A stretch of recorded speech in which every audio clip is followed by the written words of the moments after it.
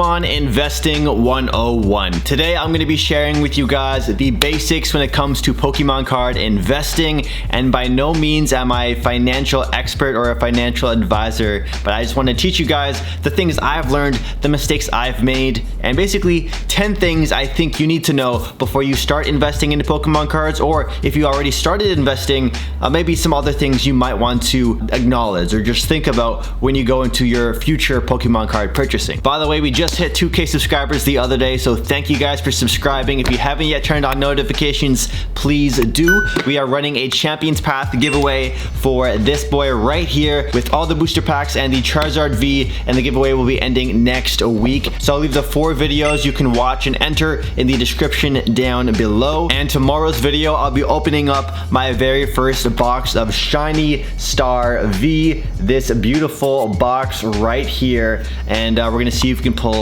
some shiny Pokemon cards. And with that said, let's get into today's video. So I've broken down today's video into 10 different tips for Pokemon card investing. Some of these will be really great for new people, and then some of these will be somewhat intermediate. But if you guys want more investment videos like this, make sure you guys hit that like button down below. It helps me know that you guys want more videos like this. It also tells YouTube to recommend more investment videos that I put out to you in the potential future. So I have a whole bunch more advanced investment videos, but today we're just covering the basics. And some of the stuff you might have heard, but some of the stuff might be new, so stay tuned, watch the full video, and we'll have a special tip at the end of the video too. So tip number 1. Tip number 1 would have to be a super cheesy one, but it is buy what you like. When it comes to Pokemon cards, we love collecting things that are nostalgic to us, or maybe modern art to some people, but at the end of the day, these are children's like playing cards, toys. They're meant to be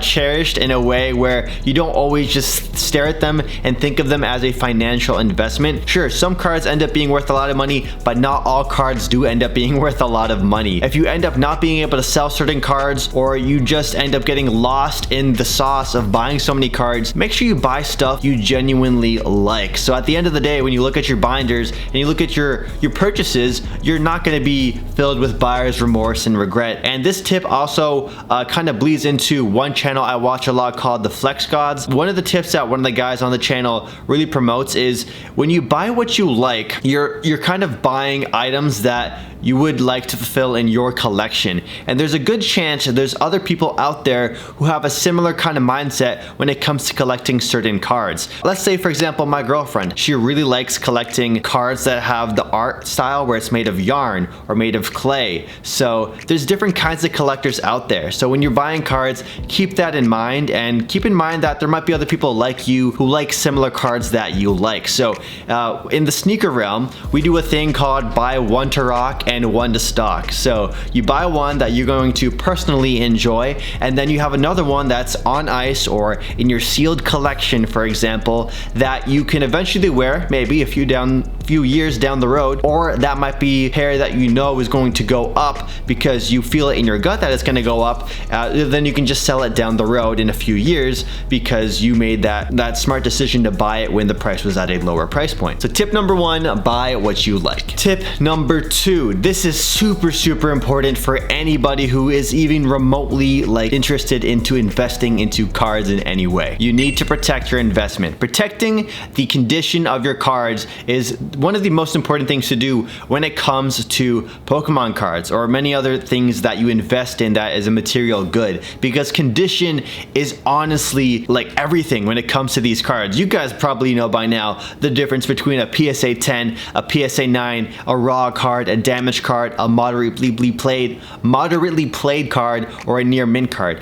Condition will affect the price point of your item or investment, your Pokemon card in this case, dramatically. So buy penny sleeves, buy these top loaders. The prices of these have gone up a lot over the last couple of months, actually quadruple the regular price. So if you can find these at a local card shop for a reasonable price, or if you know you're going to be opening up an expensive set and you know you're going to need to buy top loaders, and buy them. And if you have to buy them in maybe larger quantities, see if you can go go in half and half with somebody else that also needs some sleeves. So protect your investments. Card sleeves, penny sleeves, top loaders, and binders really also help too. Oh yeah, and if you can organize your cards in a very efficient manner, maybe using some elite trainer boxes that you have laying around, or just cardboard boxes or deck boxes, organize your cards by either rarity, by set, stuff like that, just to make your life easier down the road. You're gonna thank yourself later. Tip number 3, Pokemon cards can get expensive if you are hunting for a very specific card and want to pull it yourself.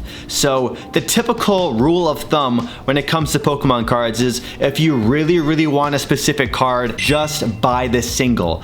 9 times out of 10, it will be cheaper for you financially if you go out and buy that single, because the chances of you pulling that card are quite slim depending on the card, and obviously the more expensive the card, the harder the chances it is to pull it. So if you want to save some money, don't rip packs, just buy the single. However, say you like a set a lot. For me in this case, I love Darkness Ablaze, and I also play the card game at a somewhat competitive level. So I'm buying Darkness Ablaze packs, looking for a lot of the cards in the set because they're going to help me build the decks I want, and then it also gives me a chance every single time I open a pack to pull, let's say, a Charizard VMAX or a Charizard V. If you really want a specific card, just buy the actual card instead of chasing it opening up booster packs, because it is almost like gambling in a sense. I like to refer to it as like nostalgic gambling, because you're getting hit of nostalgia and hit of dopamine whenever you open up a pack, but then if you don't get the card, then you just spent that much money and now you don't have the card still. Tip number 4, there will always or almost always be a cheaper alternative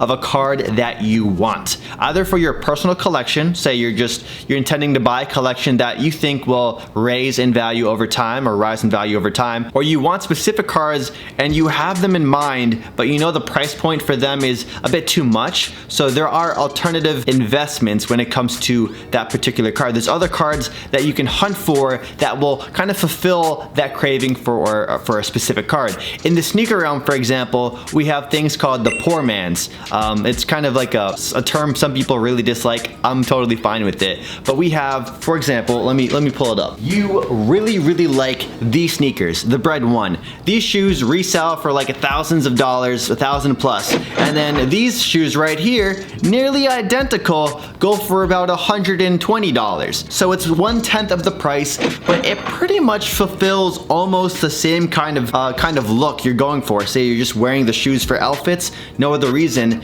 then why pay thousands plus when you can buy this? So that is something we're seeing right now when it comes to the Pokemon card market with XY Evolutions, and we'll get more in depth in it later, probably in a different video. That's the reason why XY Evolutions prices have skyrocketed, because people want that true nostalgic hit, but they've realized that base set 2, all those older gen cards, to open the packs up and pull the cards themselves, that's thousands of dollars per pack. It's expensive. So XY Evolutions is the next best thing. So look for cheaper versions of the potential cards you want to buy. Not only is it going to be good for your own personal collection, maybe you're just trying to save some money, but in the end, there's also a lot of people like you who also want to have like that base set art Charizard in their binder. They don't want to pay base set Charizard prices, so they're buying XY Evolutions instead. But just a side note, or a side tip that kind of directly correlates to this tip, is this is a trading card game that has many languages. So there's Japanese cards, Korean cards, Chinese cards,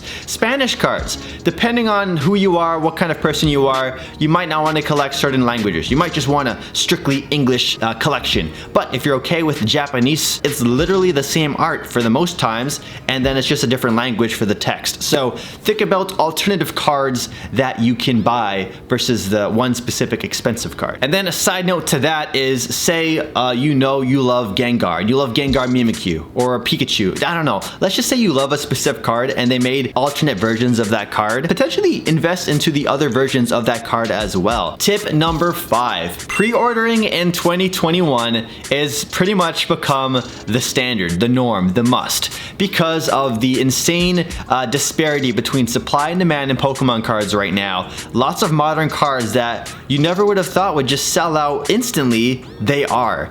This is one of the mistakes I personally made very early on into Pokemon cards. When I got back into the hobby in September, I was offered the opportunity to pre-order Champion's Path for the retail price, and I was like, nah, I'll just buy it on release. And then release day came, and the price at the store was now double the pre-order price.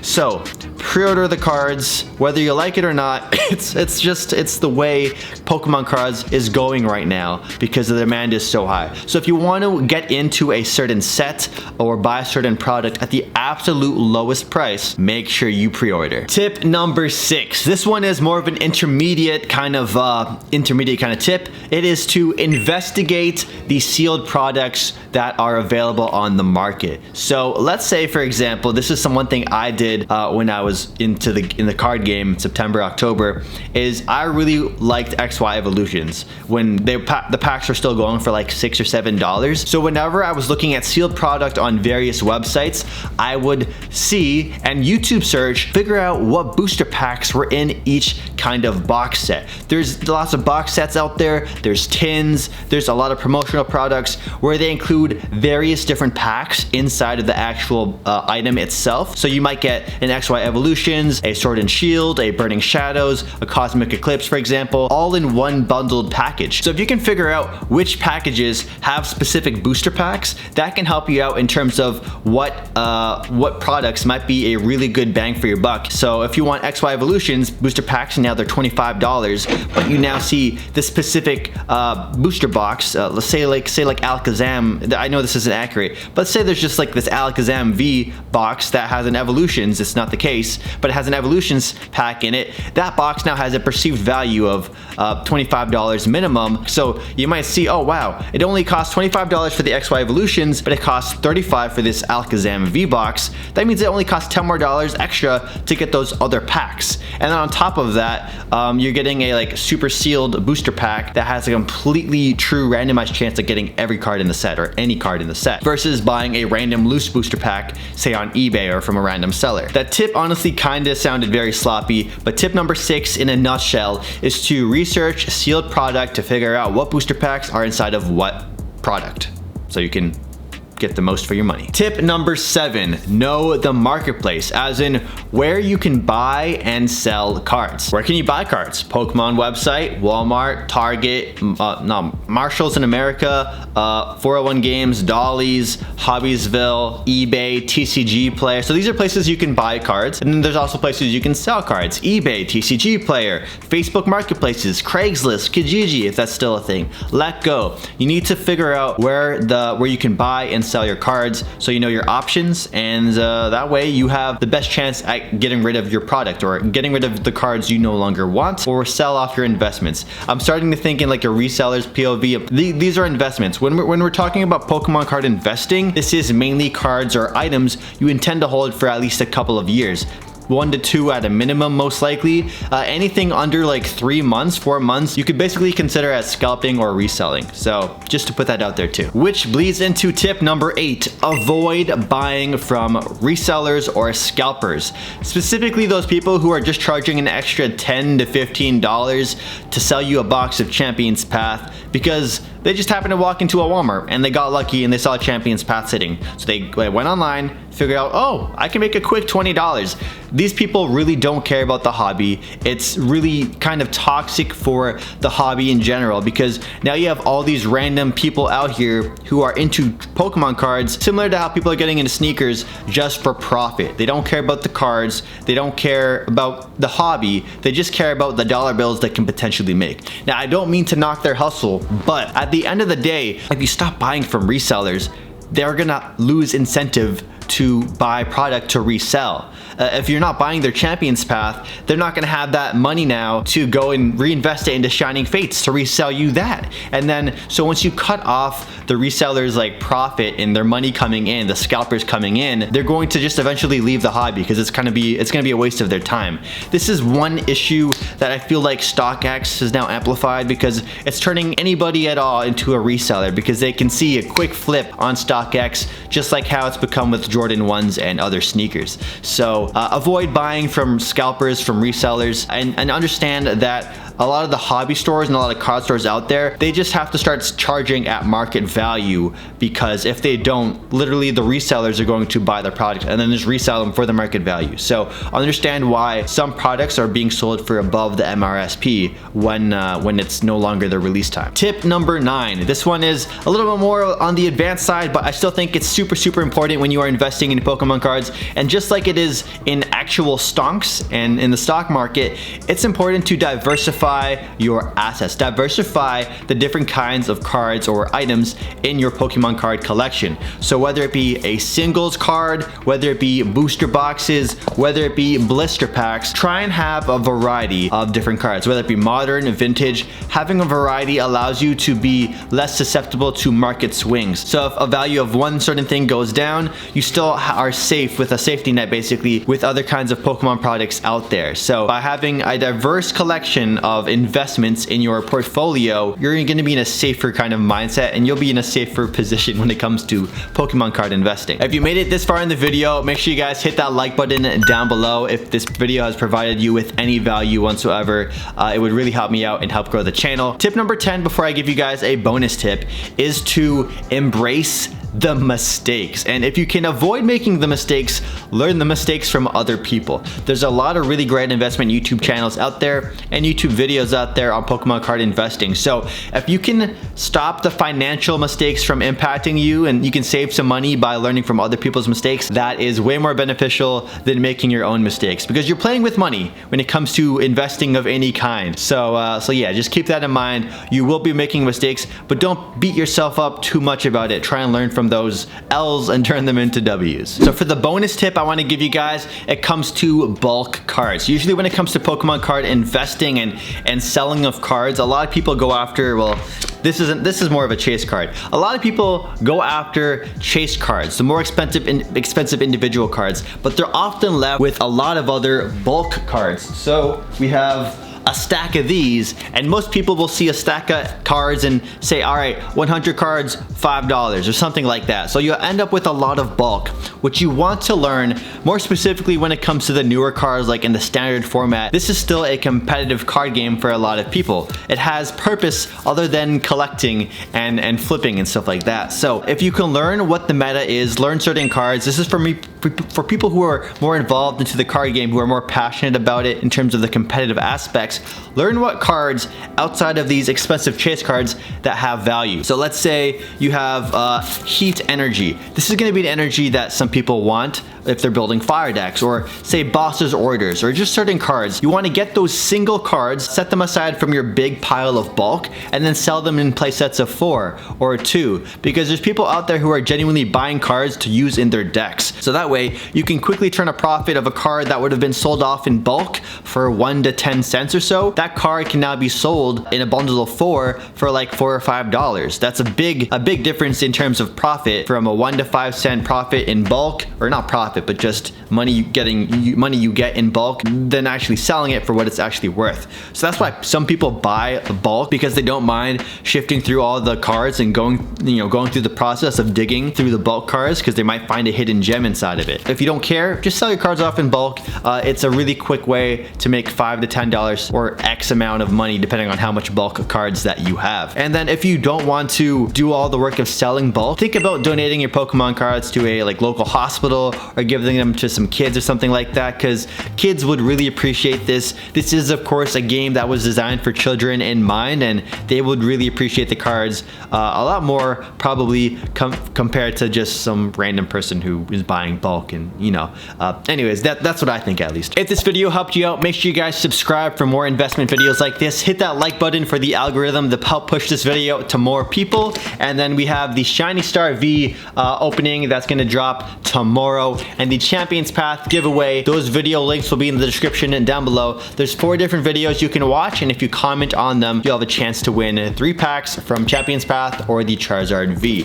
With that said, I'll catch you guys in the next video. Thanks for watching. Peace out.